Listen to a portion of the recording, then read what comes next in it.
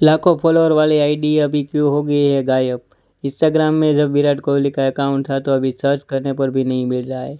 क्या उसने account delete कर दिया है या फिर किसी ने इसका अकाउंट हैक कर दिया है। अभी तो कोई ऑफिशियली वेबसाइट पे कोई नोटिफिकेशन नहीं आई, लेकिन हम देखो सर्च करके देखते हैं कि विराट कोहली का अकाउंट है कि नहीं। तो यहाँ पे कुछ दिखाई दे रहा नहीं है। देखिए यहाँ पे कुछ भी दिखाई दे रहा नहीं है। क्या लगता है आपको कि इसका अकाउंट हैक हो गया है।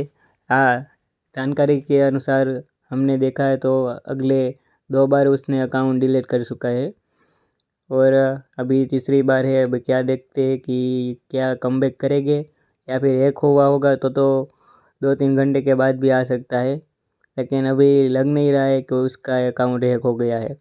अगर आपको लगता है कि हैक हो गया है तो कमेंट कर दीजिए, और विराट कोहली को वापस लेना चाहते हैं तो कमेंट में लिख दीजिए yes Virat Kohli come back.